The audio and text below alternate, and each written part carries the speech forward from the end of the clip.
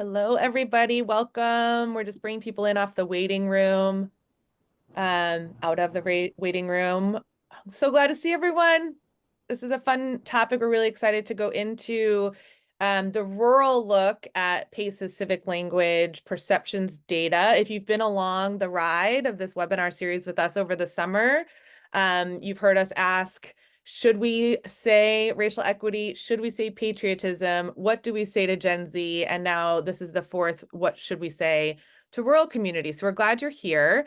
We're going to move pretty briskly through this presentation because there was a lot when we went into the data that we thought was worth holding up on the rural look at the analysis. But just to get started, if I haven't met you already, my name is Amy McIsaac. I am the Managing Director of Learning and Experimentation at PACE. And before we even get into the survey overview and all that, we do find it really helpful to have a bit of a warm up to get people's juices flowing. So if you are, if you can get your message chat up, we're going to use that a little bit. But first, give us a thumbs up if you identify as somebody who lives in a rural community. We'd love to just get a sense of who in this space is rural, coming to us from a rural perspective. Thumbs up with the emoji would be helpful so we can kind of see a list there. And seeing a lot of thumbs, that's great.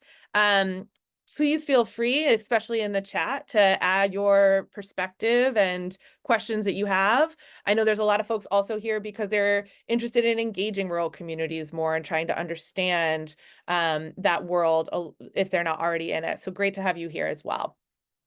The other part of the warm-up we want to do is have your eyes lay on the 21 terms that we surveyed.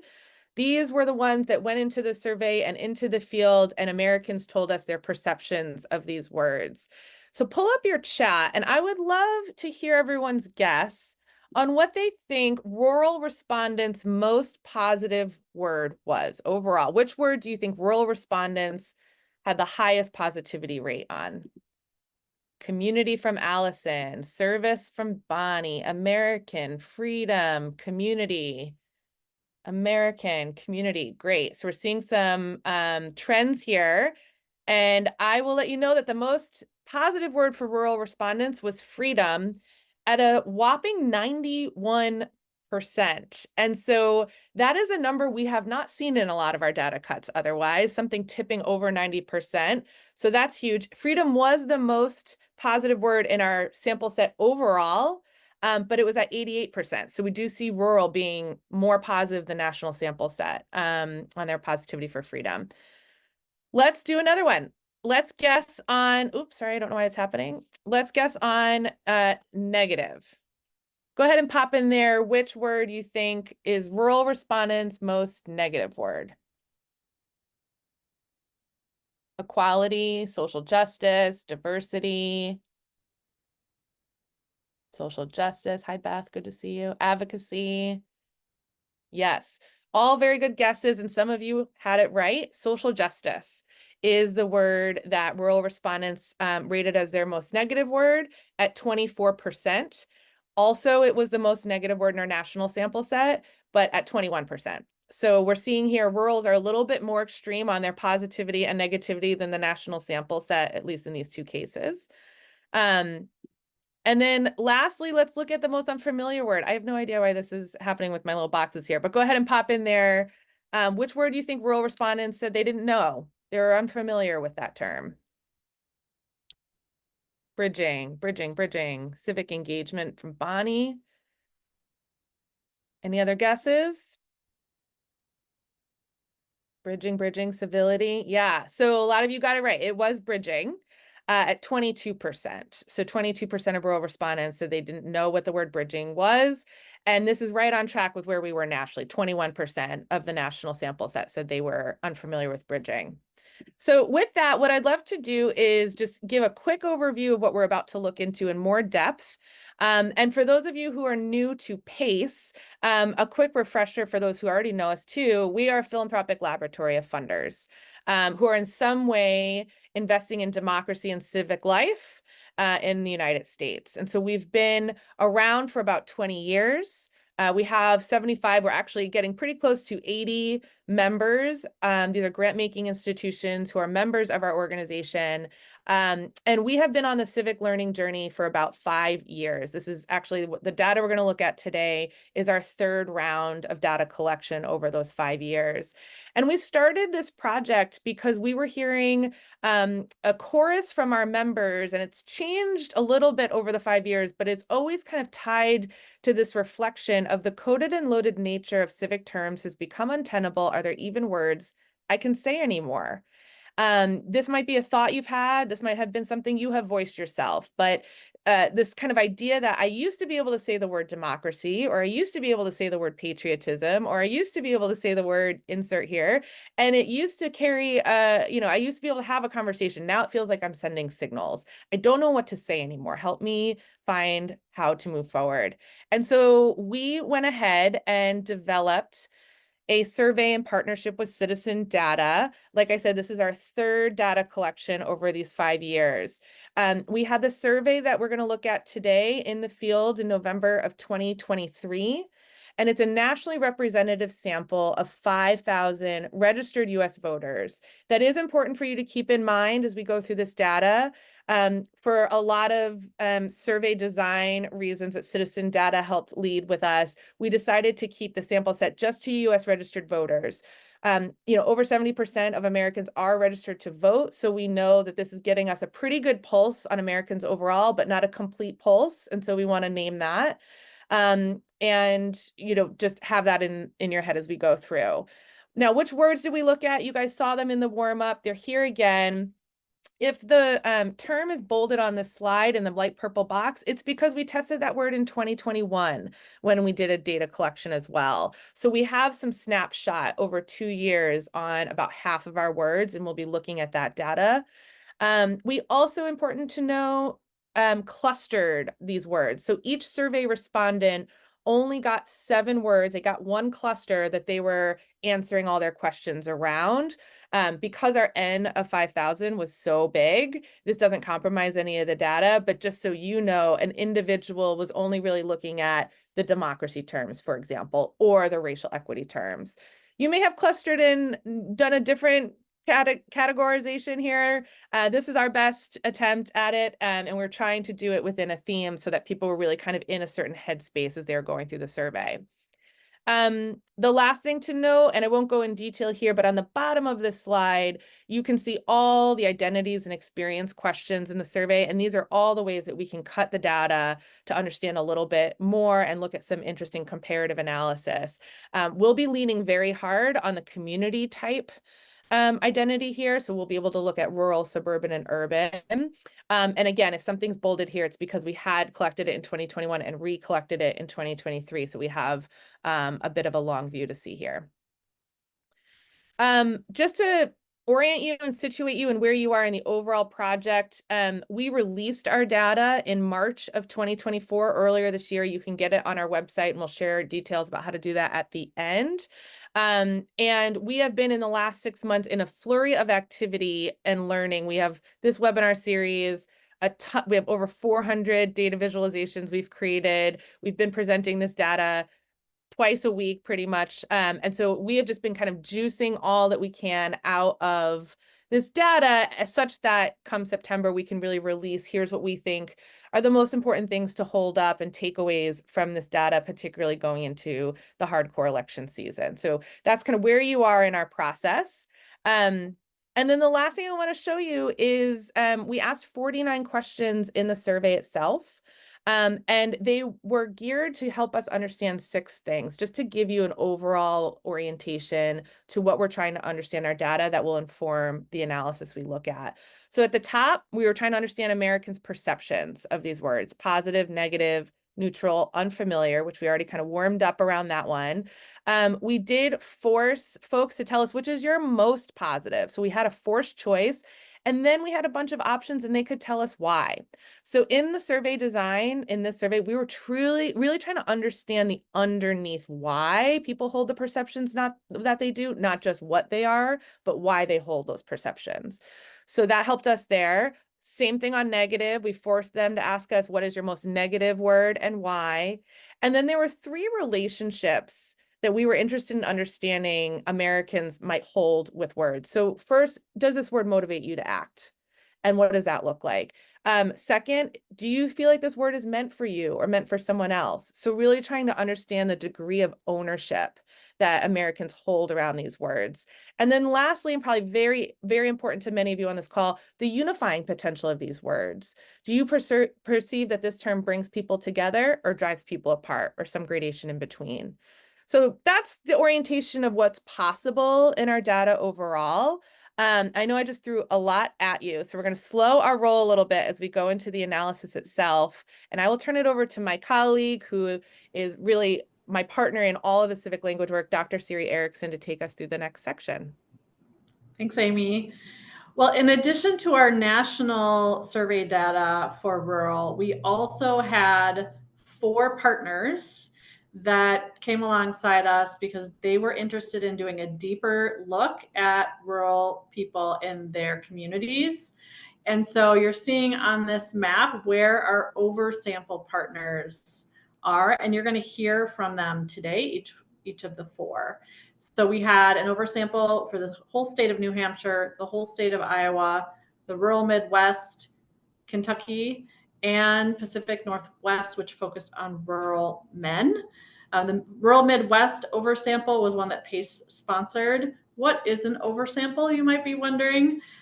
It's where we try to get more people taking the survey in a specific area so that we can look with integrity at the data, really zoomed into that area. And so each of these oversamples had 400 to 600 registered voters in them. And so we can say something more about each of these specific areas because of that additional data collection that we did. So without further ado, I'm going to turn it over to our first partner, Jen, who will briefly introduce herself and tell us why she was interested in this data.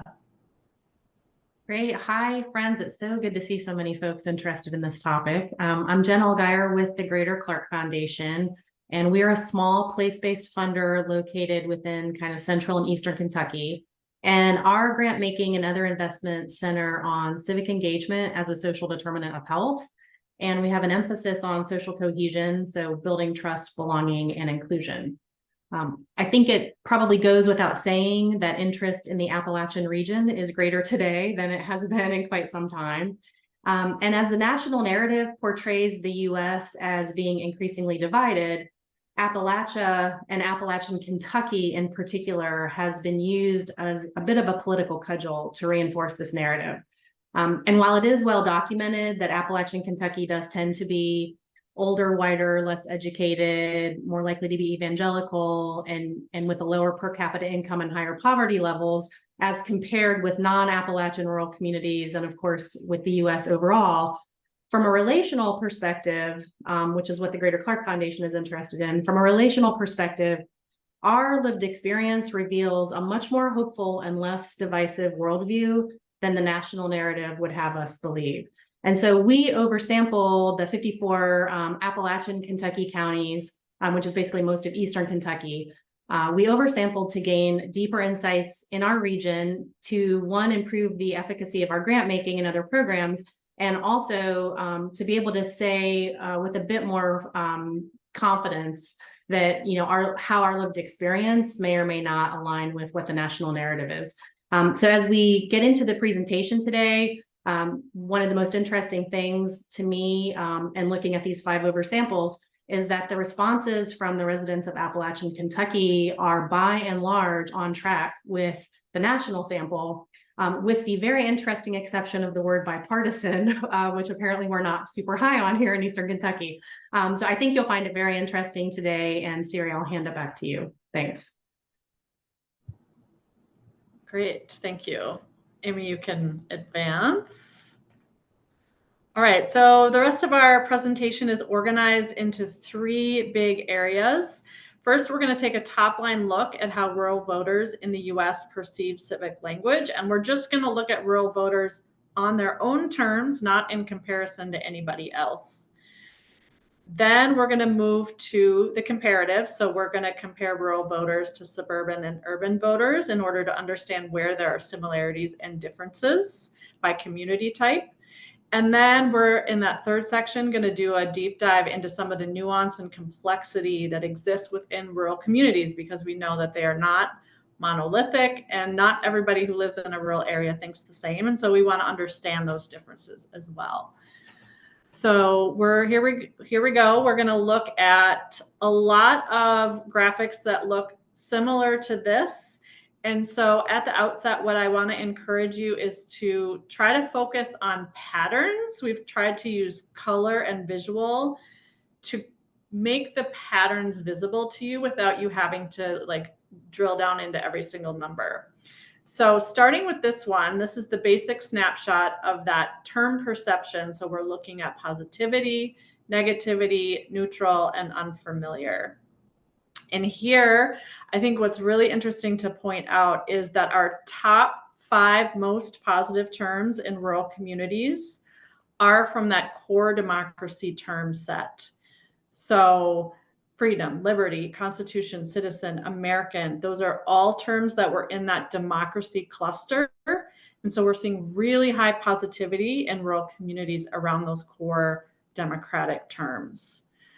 Additionally, I think it's important to point out that our bottom 3 and on this in terms of least positive are some of those civic engagement terms. So civic engagement itself, bipartisan, and bridging are lowest in positivity. And then if we look to the orange pattern, the orange is showing us negative perceptions of terms.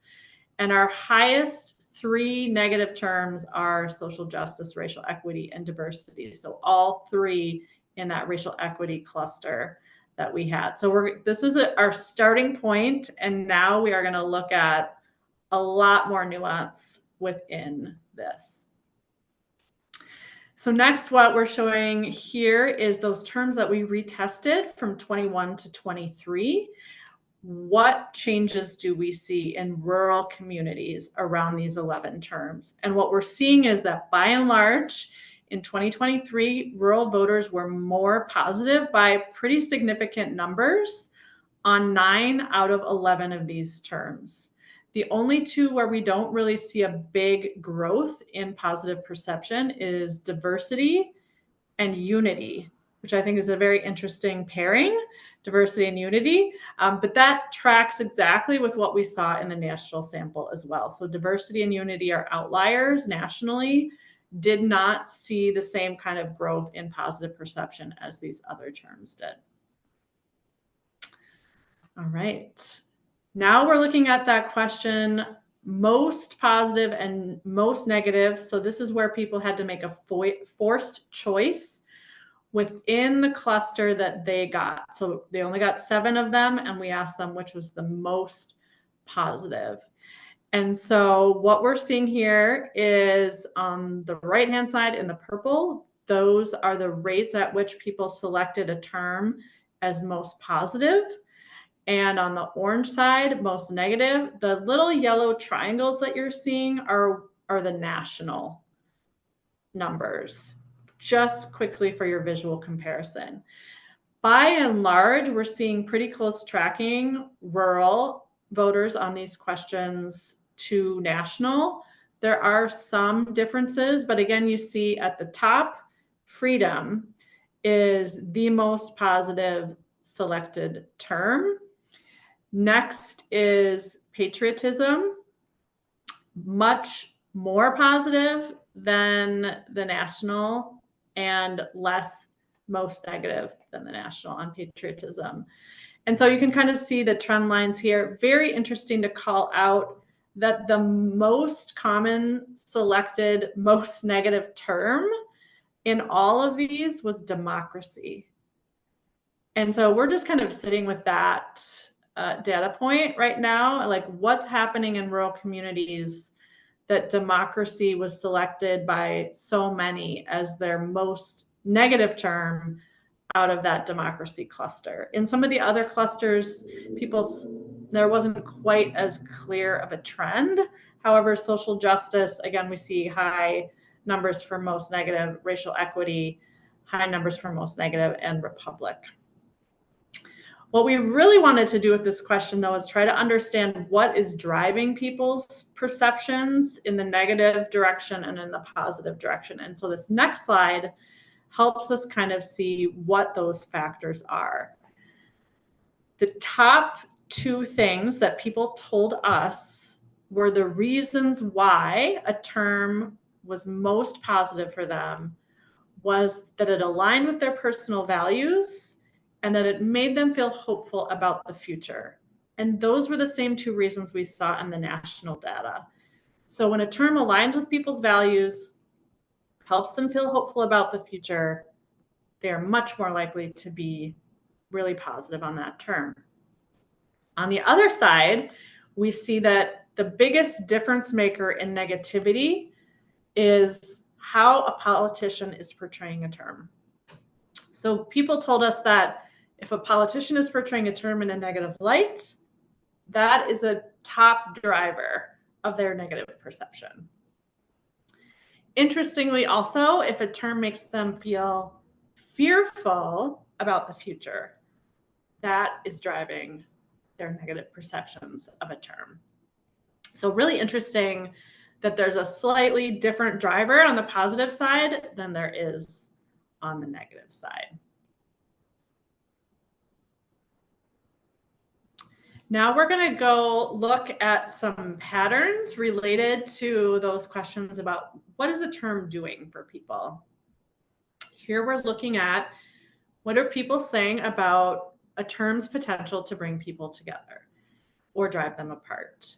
And here again, we're seeing at the top of the chart some of those core democracy terms. So people are saying freedom, American, liberty, patriotism.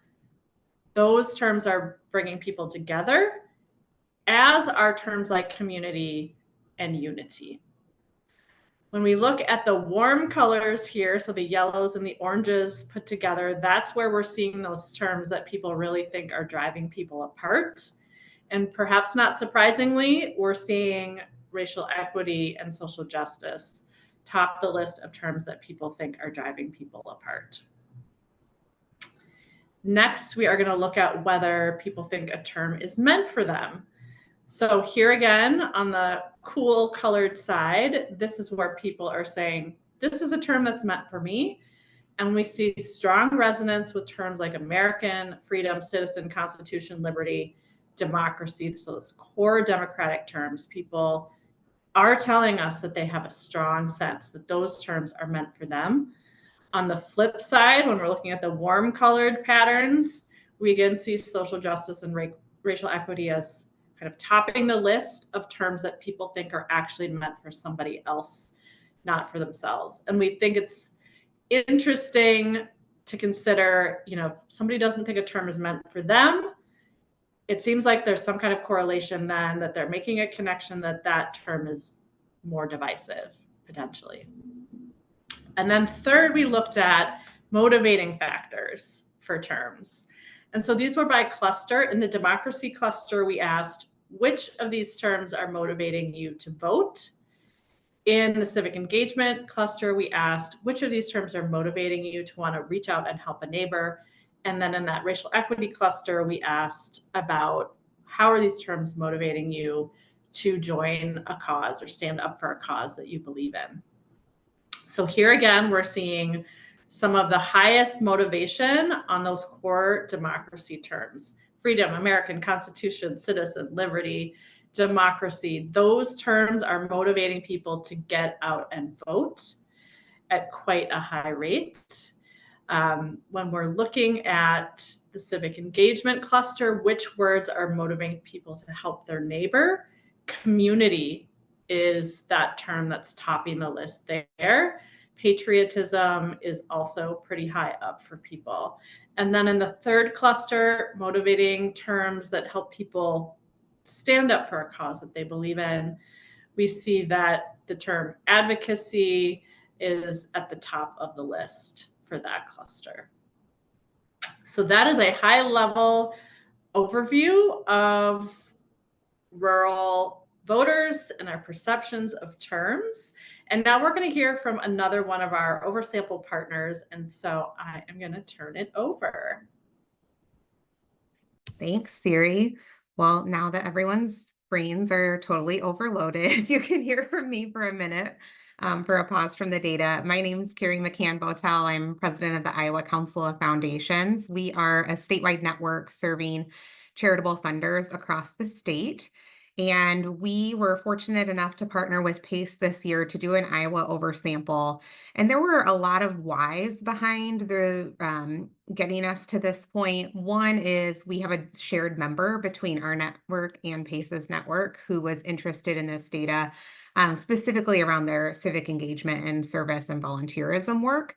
But we also have a number of other members who play active roles in their communities in that space. So we thought that these data sets could be really helpful in showing our members some new ways to think about engaging community, and maybe also dispel some myths about the words that they can't be using anymore. And I think it's done just that in a lot of different ways. I will acknowledge we have a lot of ICOF members on the call today. So hi to my Iowa friends. What we did was with our oversample had a kickoff webinar with the PACE team, and then an in-person convening in April. And then we had a follow-up conversation using some of the data in July. So this is very kind of fresh in our network and in my brain.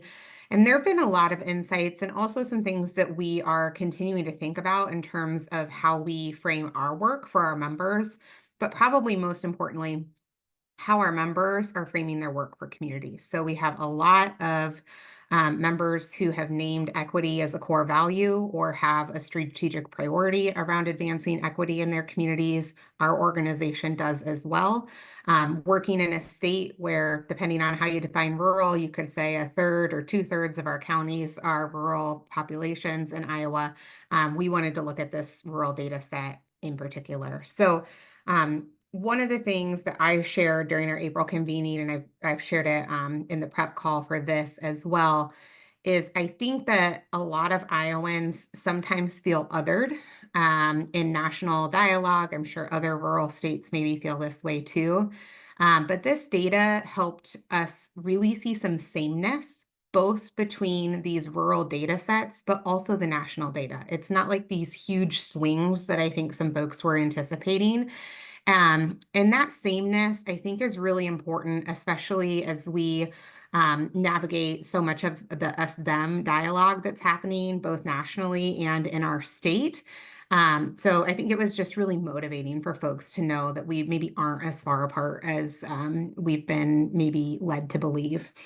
The other thing I'll say is just on a couple of words, and the following slides will get into this a little more specifically. One of the words that we have found to work particularly well in rural communities and engaging them around equity work is the word belonging. It didn't score maybe quite as high as I thought it may in our data set, but it was still high and or positive, I should say, and it wasn't negative, right? So there's maybe people who didn't have a firm understanding of what that word meant, but they weren't negatively responding to it. So that was really important to kind of affirm some of the language that we've been using, and we'll probably continue to reinforce that as a word that can invite people into equity-based work in rural communities. So just wanted to highlight that and offer it as something that has been a really important kind of hook to engage folks into the work in rural communities. The other couple words that I will mention are bridging. That is one that, again, a lot of people maybe don't have a definition of what that word means. I have started to use it a lot in our work, and I think it is an opportunity for us to maybe help people define it and think about the role that it can play in, I always say, in bridge building in communities. So want to spend some more time thinking about that, but the data was really interesting because another data set that PACE shared is like philanthropies perceptions of these words. And I thought bridging was positive and well received, and many others in this space did too. But then when we looked at this rural data, it was a little bit different picture. So spending some time thinking about this. And then the final thing I'll say is the word advocacy did not score super positively for Iowa. And I'm thinking a lot about that. Both at our organization, but also in partnership with the Iowa Nonprofit Alliance, which is newly formed. We've been hearing from a lot of on the ground nonprofit sector advocates that there's sort of less activity at the State House from nonprofits really engaging and advocating on behalf of the constituents that they serve. There's a whole list of reasons of why that may be, but I think to have some data to reinforce that there really has been some pullback in the advocacy space, and maybe that's a lot due to perception of what that word means or how people show up in the advocacy space, could be just a really meaningful way for us to energize and organize some folks around equipping advocates in our state around policy issues in particular. So those were a few things that I've been thinking about, and appreciate the partnership to dig in with a lot of other rural leaders and folks who care about rural places. So thanks, Siri. I'll put it back to you. Actually, I will grab it from you, Carrie, and just really appreciate those reflections. And, I look at this chart, and if you look at the advocacy cluster at the top left and you look at Iowa, there's just a lot of neutrality showing up there. So it's, that in many ways, and Siri and I have looked at this data more ways than you want to know. And when I see neutrality, I get excited because that is an opportunity. It's like if you're seeing high unfamiliarity and high neutrality, it's telling us that people are saying, I don't know what that means, or I don't know how to feel about it. When people are not in the purple or the orange, that feels like good news to me. So yeah, I think there's some good work ahead for Iowa on that. Great. Well, so for the next section, I'm going to walk us through how rural voters compare to suburban and urban voters in their perceptions. And Carrie, you give me great language around like the otherness and the sameness, and really trying to understand, are rural voters an outlier in some of their language perceptions compared to other community type groups or not? So we're going to look at 5 slides to help us understand that a little bit more. Here's a basic snapshot of civic terms by community type. So urban, suburban, and rural, and you're seeing all 21 words. I'm going to use a seriism here, and don't go into the data, zoom out from the data and take a look at patterns that you're seeing. What I'd love to do is just point out some that I'm seeing. So when I zoom out, I see there are some words where we see a really big difference across those 3 lines next to each other. So if we zero in on patriotism on the left side of our screen, we see urban and rural having a pretty big delta in positivity, and we also see a delta in the negativity. Social justice, we see that, but in the reverse, with urban folks being more positive and rural folks telling us they're less positive on it. And then really interestingly, civic engagement looks like a bit of an outlier to me as well. We see urban and suburban respondents being very almost walking in step on all the perceptions. And then we see rural in a different place, less positive, but like I said, good news, not more negative, just more neutral. So there's a storyline there that I think is really interesting. And then also, where are the words where we see very little difference? Because there we're seeing sameness, to use Carrie's word. So there I see community, unity, service, some of these real kind of experiential first person kind of baseline experience words we're seeing kind of transcend community type. I really think it's interesting when we look at democracy on that as well. We saw some interesting things happening with the word democracy in rural communities on the slides in the previous section, but here we're not seeing a big delta in positivity, negativity, neutrality, or unfamiliarity there based on community type, which I think is really interesting. Next, let's look at the 2021-2023 data when we look at the different community types. And like we looked at earlier, we went up almost everywhere. Here we see unity and diversity kind of holding steady. There's a little bit of difference there, but I would call them generally holding steady as we look at the different community types. There are three words I thought were interesting to look at. One was democracy. So here we see a little difference at play. We see suburban and urban having a little bit less increase in the 2 years, where we're seeing a bigger increase in the rural community on a positivity of the word democracy, which I think is really interesting and again complicates some of those storylines that we saw on other slides. So curious there. Of course, the word patriotism, we see a bigger gain in 2 years in the rural community, a little bit less in suburban and urban. And then lastly, racial equity, where we're seeing, the numbers kind of stuck out to me because it was almost like the polarity of population density. So the rural group and the urban group got a little bit more positive on that term than the suburban group. So there's kind of like a U-shaped thing happening in my head when I looked at that. And I thought that was interesting because it's a word that I know a lot of people are curious about and trying to navigate. So wanted to call that one out. So here what we did was we're looking at the bring together scores, and our data scientists went ahead and made like a composite score with drives people apart a lot being 1 and bring people together a lot being a 5. So if we're measuring on that scale of 1 to 5, where are the different community types on their unifying potential perceptions of these words? So if a word is highlighted in purple, it's because compared to the other community types, it was demonstrating the highest perception of bringing people together for a word. Yellow is in the middle and orange is our lowest. And I think what's really important to note, we do see some of the trends that Siri was talking about earlier, where we're seeing in the rural column, that left column, most of the purple, where they were highest was in that democracy cluster. So the words like republic and liberty and freedom. And some of the areas where they were lowest was in that equity cluster. So racial equity, diversity, advocacy. What I think is really important to note when we look at this is we are talking about tenths of the point here. And while we did code it this way to give us a visual look, a visual heat map, just looking at service at the top, suburban was at a 4, but rural was at a 3.9 and urban was at a 3.9. So we're talking about, I think, a lot of sameness here, even though there are some areas where we can say, yes, there are words that the rural respondents told us they had a higher perception of it bringing together than maybe their urban or suburban counterparts. But overall, if you look a little bit more closely, we're talking about very, very, very small margins, which I think is a very strong point around the consistency of seeing these words in similar lights across community type. Here we're looking at the meant for me scores by each word, by each community type here. And so again, let's zoom out and see the patterns. Anything that's in a shade of purple is some degree of this word is meant for me. Anything that's in the warm colors, yellow and orange, is some degree of it's meant for someone else. And there's what I'm going to focus on in this slide is the areas where we see the biggest differences by community type. So we look at a word like constitution.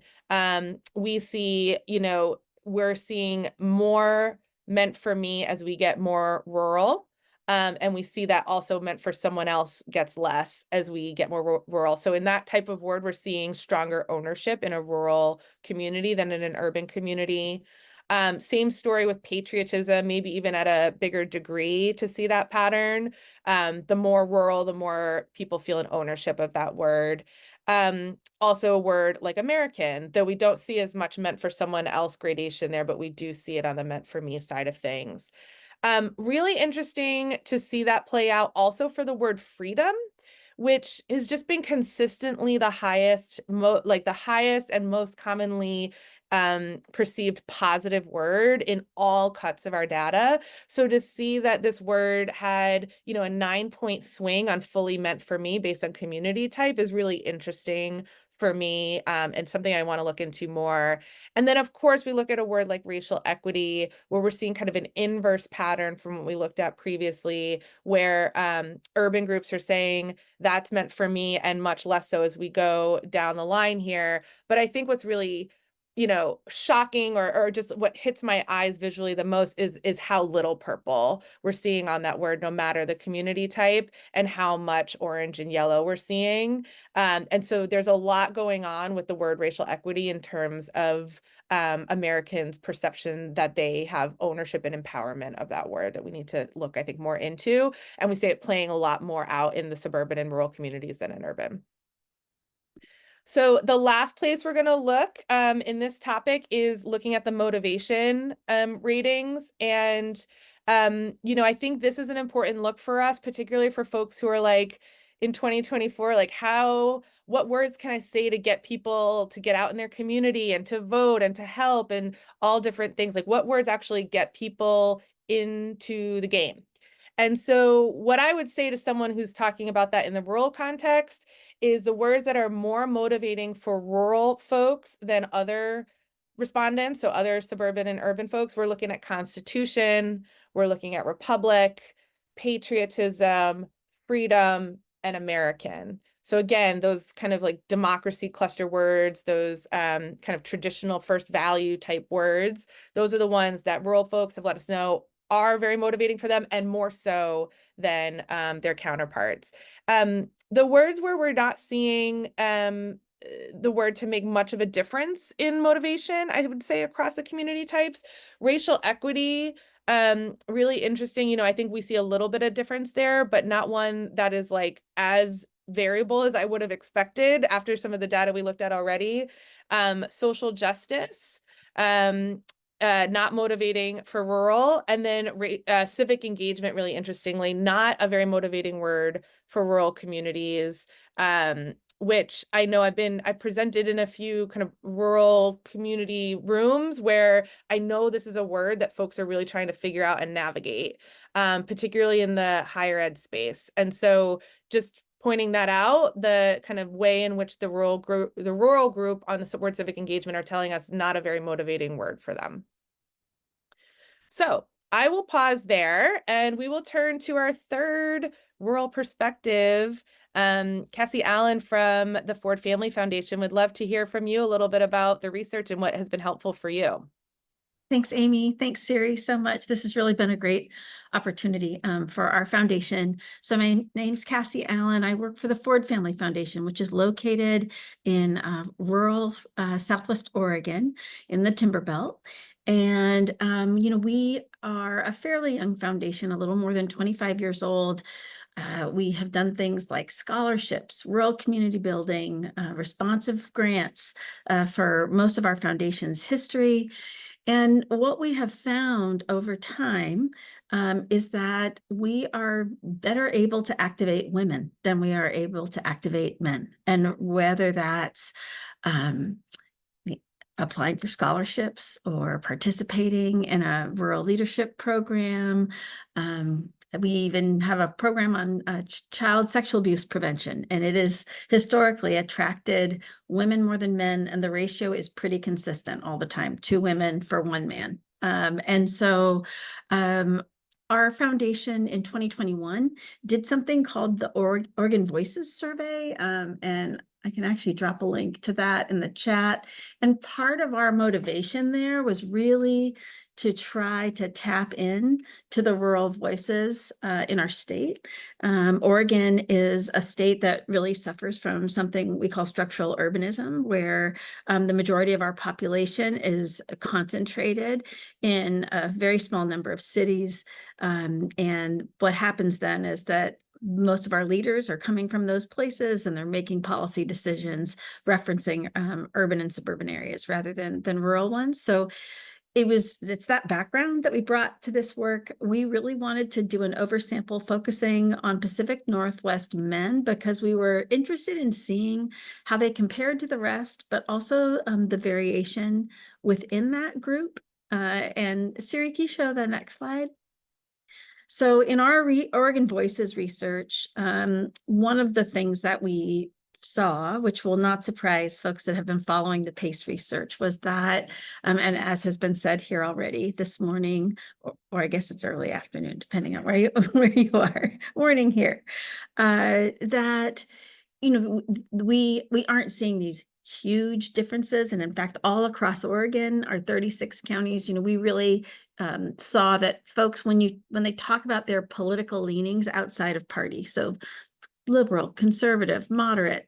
We've got a healthy middle in every single county. And I feel like the PACE data sort of reinforced for us that, yep, you get a little bit more positive and a little bit more negative, a little bit more of that extremes in this rural sample. But what really stuck out for us that I wanted to share here was the difference in the age bands. So the top, from what I know, this visual is quite small, but the top line are younger generation. So registered voters that are in those first 6 or so years of voting. And that bottom line is our mostly a retired generation, older generation of men. I want to be sure everybody knows that we needed to actually dip into 4 states in order to get our rural sample. So we chose rural counties in Northern California, in Western Idaho, and Southeastern Washington in order to get the N that we needed. But I think what you'll see here is something that is just important for all of us to carry, and that is that our young men in rural are going to be activated in a different way. So, for example, the term belonging is resonating pretty differently, it seems to me, for younger men than it is for older ones. You can also see some trends in words like constitution, where, that's one of these democracy terms that resonates almost 100% for our oldest respondents. But it's more nuanced, in fact, for our younger respondents. And so similarly with democracy, we see that similar pattern, and even the word American. And so for us, because we're a scholarship provider, this is an age group that we work with all the time. And we are really trying to think about how we activate our rural leaders who are older in in rural Oregon. That retiree population is strong and vibrant, and also we know that we need that vibrant youth population in order to secure a healthy future for Oregon's rural communities. I would also say that in our own work, we are finding the word community working quite well for us. And I think you can see that in this graph. Maybe it's because we're a community building organization, but that is definitely something that we have seen. The word civility is something that has become increasingly important. And I think you see that in those younger bars. I just think the variation among the age bands is super interesting on that word in the PACE data here. Finally, we find that one of the words that has been helpful for us in navigating conversations around diversity, equity, inclusion, and belonging is the word equality. And I think part of that is that we know that at least in our state, our rural residents don't have access to many of the same services, the same quality schools, and so on. And so that notion of equality, everyone getting an equal chance, seems to resonate with many of the residents that we partner with, some of the organizations that we work with. So that would be the window I would provide from the Northwest corner. And just to remember anybody who looks at that data, that it was men only. And I think we were the only oversample that went that direction. So thank you again, Siri and Amy, for the opportunity. Super great. Thanks, Cassie. And that is the perfect segue into our third and final section of really trying to dig into the nuance and complexity that exists within rural communities. So just wanted to give you briefly a snapshot of the demographics in our rural sample here. And this is for the national rural sample. You can see it's more white than the national. A lot of retirees in this group, trends older. Interestingly, significantly more females in our sample group. So really interesting also to have just looked at that Pacific Northwest rural male oversample. And then on the next slide, we'll look at political demographics of this sample size. One thing that stood out to us is that in all of our community types, moderate was the largest political ideology, and that's true for rural as well. But where we do see a difference is in the party identification, and we see rural is more Republican than Democrat, although maybe not to the degree that some people or the national narratives might lead us to believe. So with that in mind, we're going to take a look at some of the data, perception data by some of these cuts. Here we're looking at some of the gender differences in rural, and I think it's really interesting, first of all, point out where there aren't differences in perception. One of them is in the term freedom, which we know is our top term. That's a theme we're hearing, but both men and women like that term. Also, liberty is high with both. And interestingly, the term belonging is about equal for men and women. We do see some big differences, though. We see women in rural areas having a much higher positivity on a term like advocacy or even diversity. And maybe interesting, equally as interesting, men having a much higher positivity than women on a term like service. So some really interesting and maybe counterintuitive in some cases differences by gender in the rural context that are important to keep in mind. We'll go to the next slide. We'll take a look at age, and Cassie was pointing out in her part of the world some age differences. Here we see a really interesting trend on positivity where pretty much for all the terms, with a couple of very small exceptions, older men are more positive than younger men on their term perceptions. Sometimes very big gaps, like a term like Constitution, citizen, American. We don't really see any terms where younger voters have a much higher positive perception than our older rural men. So that's kind of interesting just to note those age differences here. Next, we are looking at race and ethnicity. And, you know, on some of these terms, a term, again, like freedom or citizen, American, we're not seeing big positivity differences by race and ethnicity. On other terms, though, we see really big differences. So want to highlight the term patriotism for you, really interesting differences there, very, very large deltas between white and Hispanic. And Black, and then our Asian group there. So white and Asian, much higher positivity than Hispanic and Black in the rural context. A similar but not quite as pronounced pattern is happening with a term like bipartisan and also with a term like social justice. So I think there's both similarities amongst race and ethnicity on some of these terms, but then also some really big differences. So if you're going out in a rural community and you're using a term like patriotism, I think it's really important to think about who is that term going to resonate with. Even though on average it's high in the rural context for positive perception, if you're speaking to, for example, Hispanics in a rural context, that term isn't going to resonate in the same way that it would with a white population. So some important nuances to keep in mind by race and ethnicity. And a couple more looks here. This one is by political ideology. Again, I think it's interesting to point out where we don't have a lot of differences in term positivity by political ideology. So terms like service, a term like freedom, very few differences, but then there are some that have a clear difference marker. Patriotism is one that has a very high delta. If you look at the difference between somebody who identifies as very liberal in a rural context versus somebody who identifies as somewhat or very conservative, that is a huge difference in how that term is going to resonate.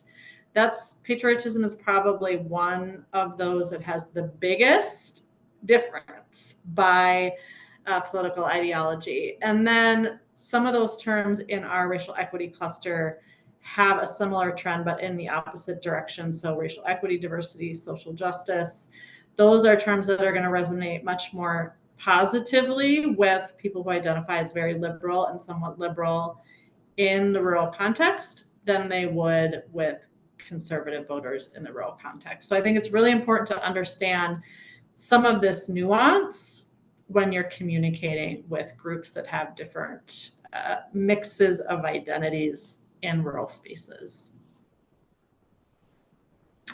And then this is by employment, but I think we're just going to skip this one given time. So welcome to our fourth rural perspective. I'll hand it off to Deborah. Hi, Deborah Schachter with New Hampshire Charitable Foundation, our statewide community foundation. And I know that we need to keep things short and so many important points have been raised, but I'll just touch on a few. So as our statewide community foundation and the largest funder of nonprofits in our state, as well as the largest provider of scholarship support, we've long had a real interest in all things civic health related. It's called out in our strategic plan. That we need to bring all of our tools, our grant making, our voice, our convening power to address polarization and misinformation and other forces that threaten our democracy. New Hampshire is a hotbed of democracy as the host of the First in the Nation primary. And so one of the places for hope and encouragement in the data that we saw in our is that we remain very civically involved, that more than the national sample in New Hampshire, folks discuss politics, they volunteer, they attended a rally or a protest, public meetings, donated to political causes, worked in public service, et cetera, et cetera. So there's lots of engagement, but as we now know from the data, talking about civic engagement is not resonant for people, and we need to continue to look and find new words. One of the things that is striking to me in the data are the differences in terms that motivate people to do different things. Because again, as a funder and community foundation, we are very invested in ensuring that people vote, that they speak out for causes that matter to them, that they step up to help others. But the terms that motivate people to do that are quite different in the data in our sample. So if you want to motivate people to help others, terms belonging, service, patriotism, make people, motivated to act. Community and civility were raised by Cassie. Those were very motivating terms across the board. And you think about rural places where there's sort of a hyper local identity, often in small towns and even in suburban communities. And civility and community are the things that knit people together across different. So I wasn't surprised that those terms were very relevant. We saw that if you want to motivate people to vote, then freedom and liberty and citizen are the terms that you might use. And if you want to motivate people to stand up for a cause, then unity, civility, equality. So that's very interesting because our messaging, as has been addressed in so many ways here, has to be nuanced by what it is that we're trying, not just the folks we're trying to communicate with, but what we and our grantee partners and other colleagues are trying to encourage folks to do in terms of their participation in all of the fabric of civic life in our communities. I am very enthusiastic about sharing this data. We are a little bit behind some of the other folks, and we're looking ahead to the fall to share the data both internally with our staff and also with a number of our grantee partners. We think it's really affords us a real opportunity to be reflective. A lot of this is very nuanced, and I would say that I didn't read the data as putting a big arrow over a particular strategy so much as causing us to pause in our communications, in our calls to action, in the way we talk about why what we do matters as funders and as participants in our community, and to think about our audience, to think about what it is we want people to do, and to be prepared to adjust our language accordingly. Mindful that there's no such thing as a single profile of a rural place. And actually, New Hampshire, while we're relatively rural, really only 38% of our respondents self-identified as rural, a number identified as suburban, and a significant slice as urban. So we just need to be careful about making assumptions and overgeneralizing about rural places. People identify in different ways. And also, as has been discussed throughout this presentation, our profile was different than the national sample across some other metrics that may be more of a driver than our rurality, if you will. So we had a higher percentage of respondents who identified as independent, over 60%, differing from the national sample. That's significant for our state. We had a lower percentage that are religiously affiliated, a smaller percentage who identify as conservative, a larger percentage who say they took civics courses in middle school, and some other opportunities. So I think there is significance to our rurality, and also it's such a rich data set to look at all these other ways to crosstab and think about how we are in some ways very similar across region and across states and across the whole sample, but also how our uniqueness might inform our work and what we can do with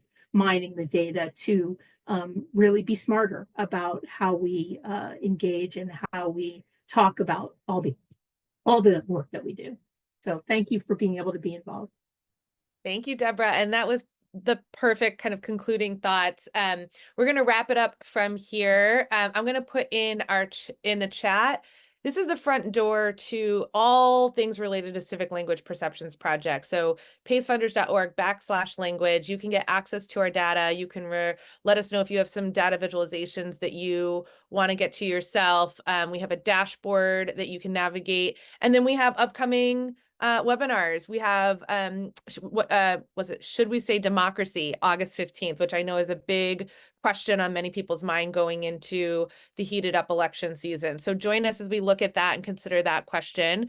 We're so grateful to our partners for their thoughts and reflections on how they're communicating with rural communities, how they are in rural communities, and what this data reflects back to them in terms of how they understand themselves and what resonates with their community members. So just major appreciation for everyone being here. You know, this is really the beginning, not the beginning so much, but like we're still squeezing the juice out of this data. So if something here made you wonder other questions, please drop us a line and let us know. We're still looking at the data to understand what it's really telling us at the end of the day. So happy to do that for you and your orgs if there's other things coming to mind. So appreciate your time. I know we're a couple minutes over, and thanks so much for joining us today. Bye, everybody.